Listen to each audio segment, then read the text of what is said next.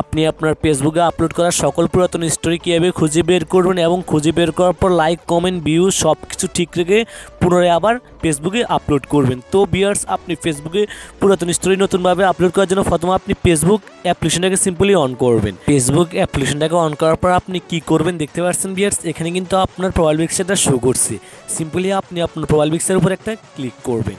আপনি আপনার প্রোফাইল পিকচারের উপর ক্লিক করার পর এখান থেকে আপনি একটু নিচে স্ক্রল ডাউন করবেন। নিচে স্ক্রল ডাউন করার পর দেখতে পাচ্ছেন ভিউয়ার্স, এখানে 3টা ডট চিহ্ন শো করছে। আপনি সিম্পলি এই 3টা ডট চিহ্নের উপর একটা ক্লিক করবেন। এই 3টা ডট চিহ্নের উপর ক্লিক করার পর দেখতে পাচ্ছেন ভিউয়ার্স, দ্বিতীয় নাম্বার শো করছে আর্কাইভ। আপনারা সিম্পলি এই দ্বিতীয় নাম্বারের আর্কাইভ অপশানের উপর একটা ক্লিক করবেন।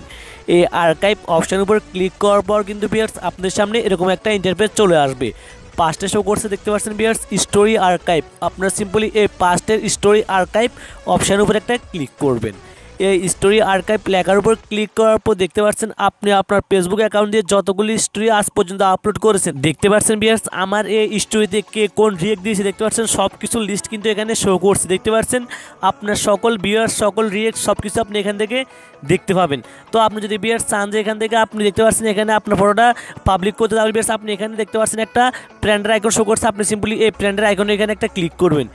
ব্র্যান্ডের আইকন এখানে ক্লিক করার পর আপনি এখান থেকে দেখতে পাচ্ছেন ভিউয়ার্স পাবলিক, পাস্টে পাবলিক শো করছে। আপনি যদি ভিউয়ার্স পাবলিক করতে চান তাহলে আপনি পাবলিকে ক্লিক করবেন। পাবলিকে ক্লিক করার পর দেখতে পাচ্ছেন ভিউয়ার্স চেঞ্জ, আপনি চেঞ্জের উপর একটা ক্লিক করবেন। ক্লিক করলে কিন্তু ভিউয়ার্স এটা পাবলিক করা সাকসেস হয়ে যাবে।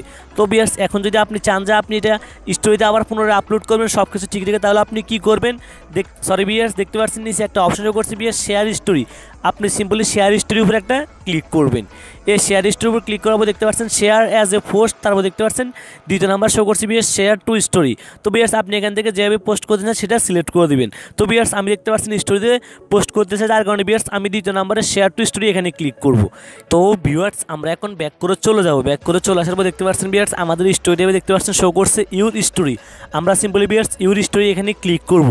ক্লিক করার পর দেখবেন যে ভিউয়ার্স আপনার যে পুরাতন স্টোরিটা আপনি আপলোড করছেন দেখতে পাচ্ছেন ভিউয়ার্স সেটা শো করছে। দেখতে পাচ্ছেন ভিউয়ার্স আমার এই স্টোরিটা কিন্তু শো করছে। তো ভিউয়ার্স এবার চাইলে কিন্তু আপনি আপনার একেবারে যত পুরানো স্টোরি আপনি আপলোড করুন না কেন সেটা আবার পুনরায় আপনি সকল কিছু ঠিক রেখে আবার আপলোড করে নিতে পারেন।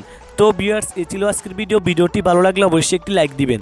আর আপনি যদি আমাদের ইউটিউব চ্যানেল নতুন দর্শক হয়ে থাকেন আমাদের ইউটিউব চ্যানেলটিকে সাবস্ক্রাইব করে দিবেন। আর এই ভিডিওটি যদি আমাদের ফেসবুক পেজ থেকে দেখে থাকেন তাহলে অবশ্যই আমাদের ফেসবুক পেজটিকে লাইক এবং ফলো করে দিবেন। তো ভালো থাকবেন সবাই, আজকের মতো এখানে বিদায়।